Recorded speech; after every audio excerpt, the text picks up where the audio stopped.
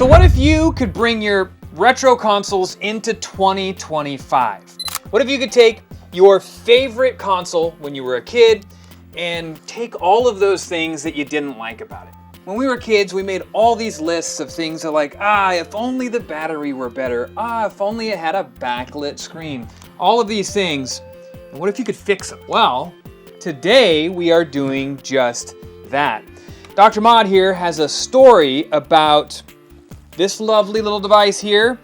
If it looks familiar, it's because you owned a Game Gear. Game Gear was sort of ahead of its time. We're gonna talk about that in a second, but after Dr. Mod shows us exactly what he's done between this and this, because it's a lot, we're gonna show you exactly what he's up to next with Sega's most underappreciated and underrated handheld of all time. So stay tuned to see what he has in store for this. But first, on this episode of Dr. Mod's Lab, we're gonna talk about the Sega Game Gear.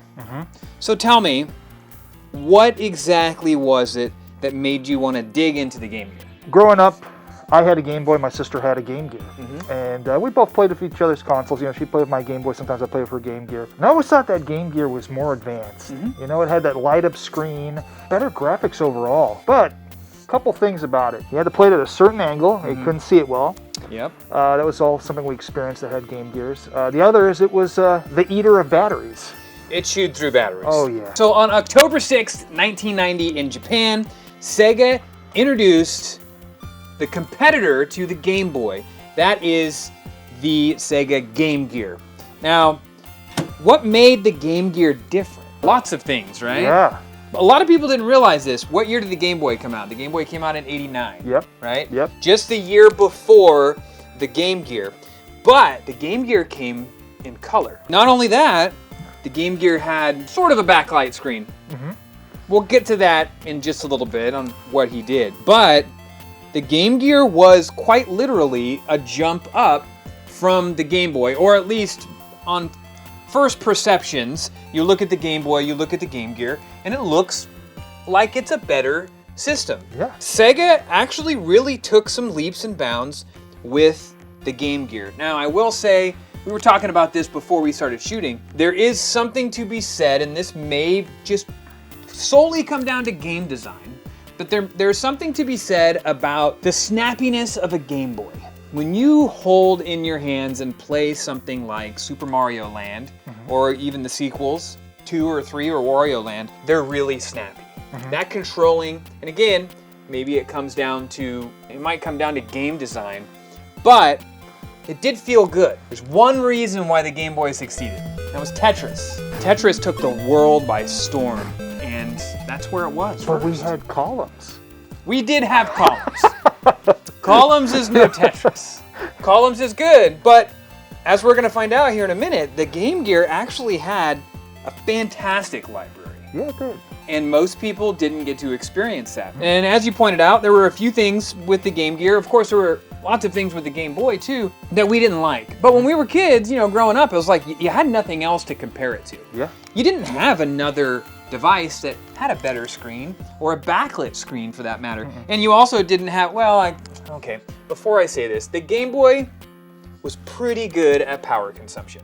Yeah. The batteries in a Game Boy were pretty good. The batteries in a Game Gear, not so good. So let's kind of start there. What made you want to tinker with this device? I had found our old childhood Game Gear.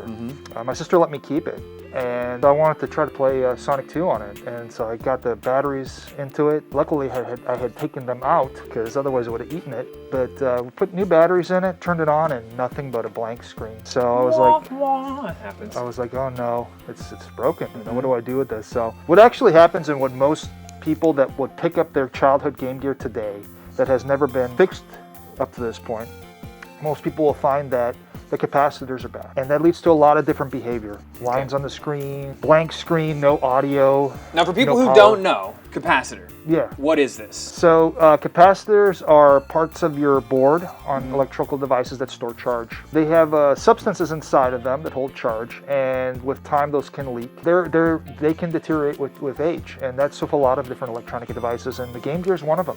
And Now, the Game Gear actually probably higher up on that list of devices that has a capacitor problem. There's a few others from actually right around this era that I can think of that the caps were like notoriously a problem. There are certain arcade machines, Konami, that really had a problem with capacitors.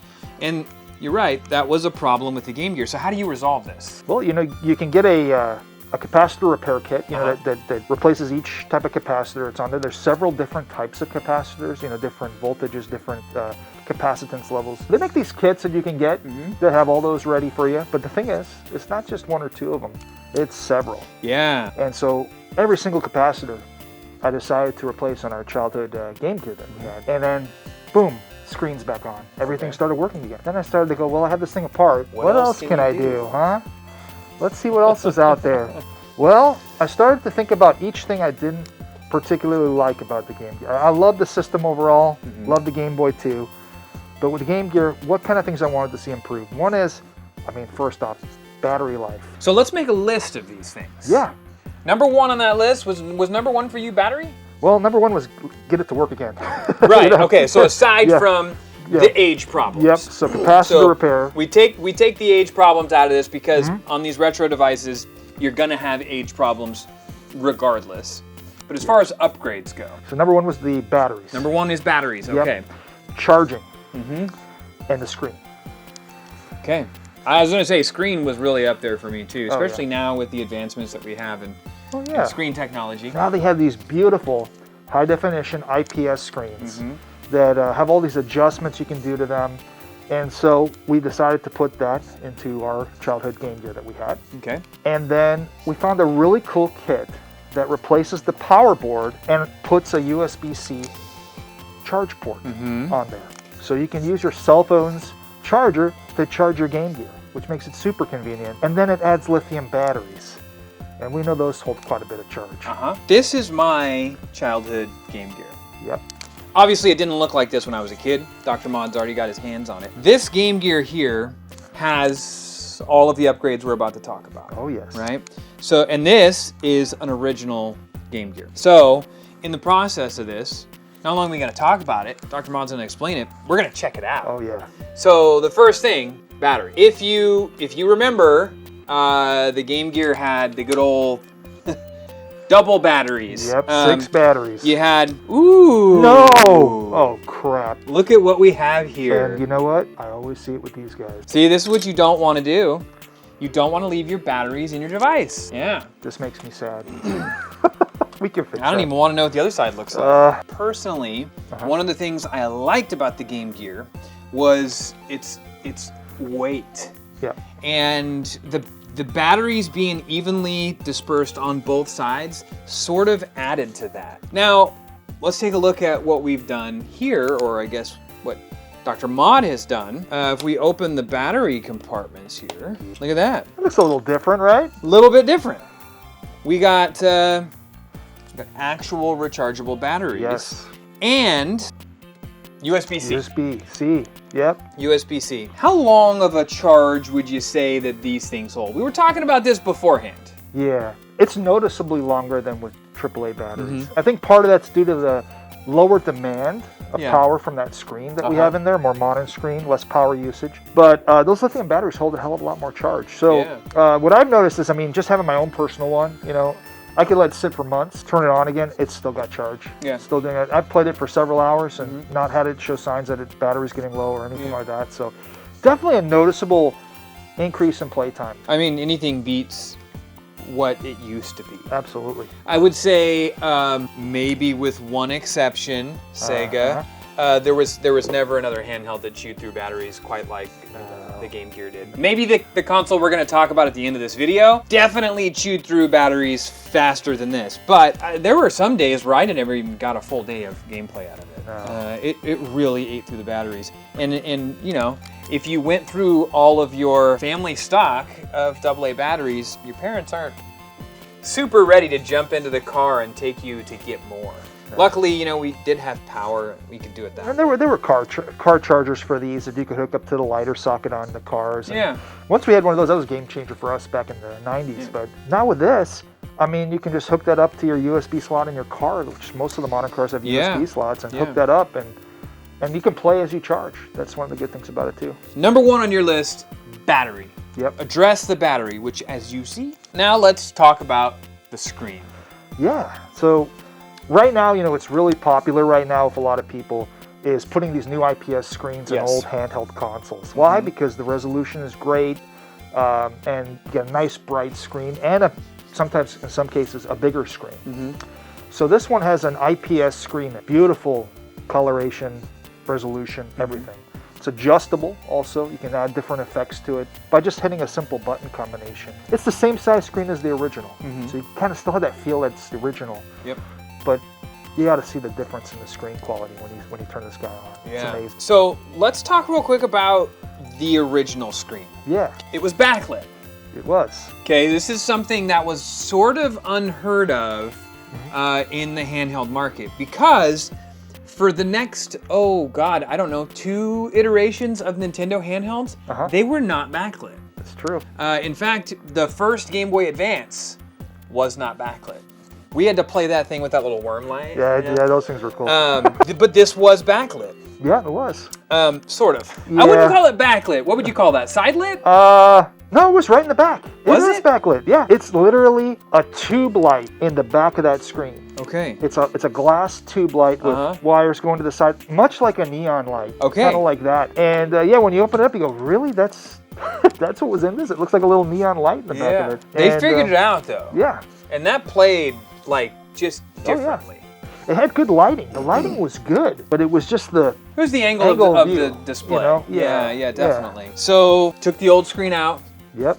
put a new screen in. Let's talk about the new screen. Yeah. What is this new screen? So this new screen, it's IPS, very, very thin screen, lighter than the original screen was. So the console overall should feel lighter than the original one. It's got several brightness settings, and it uses the side knob to where you would have contrast before to clear the picture up. It actually now works as a brightness adjuster. And then if you hit the start and 1 and 2 buttons, it gives you a menu on several adjustments, adjusting where the screen is, and adding different effects to it as well. I mean, it just looks so much better than the original. It does. When you take a look. It does. It's such a nice upgrade. And not just that. What's the other thing that was kind of a problem with the Game Gear? The screen protector.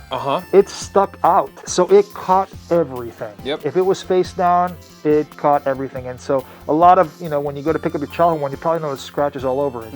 Well, I wanted to eliminate that going forward. So I put a glass screen protector on it, and that is not going to scratch as easy.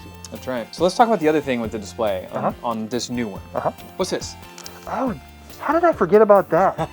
Yeah. What is this? Okay, that's number 3. That's a new port. Yeah, that's number 3. All right, let's talk about that. What is it? Yeah, I wanted it to do what the Nomad did, which was output to a TV and be able to play on the big screen. So, luckily, this IPS setup has an HDMI port that can go to your TV. You don't say. Yeah. All right. Yeah.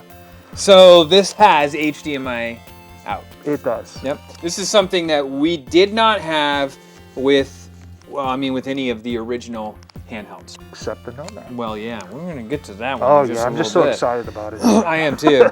But now we have HDMI out, which was another addition with this display. In changing the display on that, the battery, the display, how hard is it to change the display out? It's not too bad. It's not too bad. A lot of these kits that they have little quick solder boards that line up everything, and you just quickly solder those points. So it can be a little intimidating, but honestly, I would say the capacitor repair was more daunting than putting the screen in. So we have done a video in the past where you did a full Game Boy Advance rebuild with a new screen, right? Yeah. If you haven't seen that video, right there. Would you say that it's easier or harder than that? This is much harder. This is much harder. This is much harder. Okay. So it's not just simple couple solder points and done. This requires you to remove components from the board. Several resistors, capacitors. There's certain things that need to be removed to get the new screen to work. Not to mention you have to repair the capacitors, because if you're going to open up your Game Gear and it has never had its capacitors repaired before, you really should do a capacitor repair, because it's inevitable it's going to fail. Yeah, preventative maintenance. Exactly. The doctor is telling me to do to get your flu shot. Preventative maintenance. Okay. Yeah, no, it's just like, preventative things so that you can enjoy it for another 20 to 30 years, Definitely. You repaired the console. You fixed the battery issue. You fixed the screen. It's one more thing now. If you want to take this thing on the go with you, to make it the ultimate portable, you have to have like a lot of travel space to carry all your cartridges, right? Yeah, exactly. But it looks like maybe we've got a solution here. That's what that is right there on the back. This? What is that? What is this? Let's show. Wow, look at this. A Flash Gear GG. Explain this to me. So this is a flash cart that's designed for the Game Gear. It allows you to play backups of your Master System and Game Gear games. So this is great to have if you're going to be traveling, you don't want to cart around all your cartridges with you. You can back them up and put them in this one cartridge and never have to switch the cartridge out. Play everything all in one. Yeah. And very easy to use as well. So, I mean, this really is the all-in-one solution for the Game Gear. This is the best Game Gear experience you can have. Yeah. This is exactly what I wanted it to be. The ultimate Game Gear. Yeah. And it's great. I know some of you will probably bring up in the comments of like, well, you can buy an analog pocket, which you can, that does play cartridges, or you could buy something like an Ambernick. An Ambernick just takes a SD card that is loaded with game backups and plays them from an emulator, which there's a time and a place for that. I feel like it's fine, I don't really have a problem with it, but playing your Game Gear games on a Game Gear is really the place that you want to experience it. This is, again, original hardware. It's been brought into the, what century are we in? 21st? Yeah, 21st, I believe, yeah. It's been brought into the 21st century. This is what happens when you're a child that was born halfway between two centuries. Exactly, it gets confusing. It's like, yeah. And the other thing that I want to bring up is you're salvaging a device that is no longer being produced, right? Like, I don't know what the exact number is on the Game Gears, but let's say there were only a couple million, maybe probably not even that, Game Gears that were produced. When Sega discontinued the Game Gear, that was it. So those ones that were out in the wild, that's all there will ever be. So every time somebody has a Game Gear in their collection and the batteries explode in it, the capacitors die, the screen doesn't come on, there is a number of people who would just take this and throw it away. Yeah. Or donate it or whatever. If you find one that doesn't work, or you have one in your collection that doesn't work, this is the ideal opportunity to do something like this, because not only are you saving the device and you're keeping it alive, thus moving it forward into a new generation. There's a list of reasons why I'm such an advocate for doing this sort of stuff. If you're one of those people who complain about the prices of retro games, this is why. Because so many of these things got thrown away. Every year, the number gets smaller and smaller and smaller. And when something kind of repopularizes, we have supply and demand. Yep. And then your Game Gear that you used to be able to buy for $5 at the thrift store is now $500. The Sega Nomad is a really good example of that. Yeah. We're going to talk about that one. The other thing we didn't touch on, you did do one other thing here. A very obvious thing. You did reshell this. That's true. Yeah. Let's talk about the reshell for a second. Where did you buy this shell? Or where can people get this shell? Well, there's a lot of different places you can get them at. This one was an eBay purchase.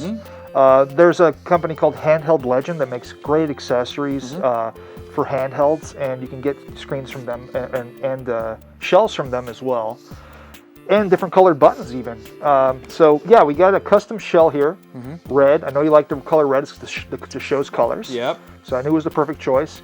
And then I thought, you know what? I'm going to add your logo on there and do it with the Sega font. Not everybody gets this treatment. I just want you to know that. This is the special limited edition Tofer.A model. My original old dusty beat up shell has been replaced with this awesome. And then we got the matching red card to go with it. Yeah. So, you really took something that, from 1989 or when we got it, it was 91 here in North America, I think. You really took it looked at all of the flaws that it had at the time, and then in the amount of time that has passed, a couple of decades. Yeah. Gosh, geez, more than that. No, it's like 3 decades. Oh my God. I feel old now. Cut. You know, with all those technological advances since then, and you've really brought this thing into 2025. Everything is modernized about this, even down to having HDMI out. Being able to output video on this device is a really neat thing. Also, people watching this video are gonna wanna know what's up with the little tiny Game Gear that's sitting on the desk. Oh yeah, this little guy. Because we have a little duplicate here. We have the big brother and the little brother. Yeah. Dr. Mod brought me this one as well, which actually does play Game Gear games. It does. Yeah. So real quick, just in case you had a question about it, Sega released? They released the Game Gear Micro. Yeah. Quite a ways back. In Japan. In Japan only. Yeah. And this little guy here actually plays Game Gear games. Yep. The buttons actually work. Got the tiniest little IPS screen you've ever seen. And it would come with 4 games. So they made them in different colors. They made them in red, black, kind of a periwinkle color, yellow. And each different color had different game sets on it. Hear that going? Love the audio on that. But yeah, you can play some games on it, and it's actually moddable. So yeah, so Dr. Mod has modded. It's modded. That it's as modded. Well. So now that we've discussed the Game Gear, and you've shown us just how this has been brought to modern times, let's briefly touch on and give a little preview for what you're working on next. This is a handheld from Sega that a lot of people glazed over. So this here is the Sega Nomad. Yep. If you're unfamiliar with the Sega Nomad is basically a Nintendo Switch. Fair assessment, right? I think so. I'd have to look it up, but probably 96, 95, 96 is when this was released. It came out in the early to mid 90s, yeah. Yeah, okay, so it has video out. If you've seen my videos before, you've probably seen this. It has video out. It even has a second player controller port at the bottom, and it takes Sega Genesis or Mega Drive cartridges, depending on where you live, and you can play them on the go, take it out with you, play them wherever you want, and then when you got home, plug this thing into your TV and continue to play. That's exactly what Nintendo did 7 years ago with the Nintendo Switch. Exactly. And these guys were doing this in the 90s. The 90s. And I don't know, nobody talks about that. For those of you who don't think Sega was ahead of their time, this is proof right here. Absolutely. Sega kind of came up with the idea for the Nintendo Switch before Nintendo. Now, don't get me wrong, Nintendo executed on that thing flawlessly. Oh, absolutely. But they had some time to do it. Yeah, so let's talk real quick. We'll do another video on it, but just as a little preview, what do we got going on here? Well, we got some stuff over here. We got some stuff over here. This is my next project. This is one we've been talking about It's for a while. It's one I'm excited about. I'm equally excited about it.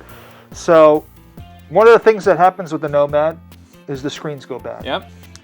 And you'll see a ton of them for sale on eBay that have broken screens. Well, we decided, let's see that thing. Let's do something similar to what we did with the Game Gear with the Sega Nomad. So this is the innards of a Sega Nomad. This is the inside of a Sega Nomad. It consists of 2 boards. Yep, so there's your screen.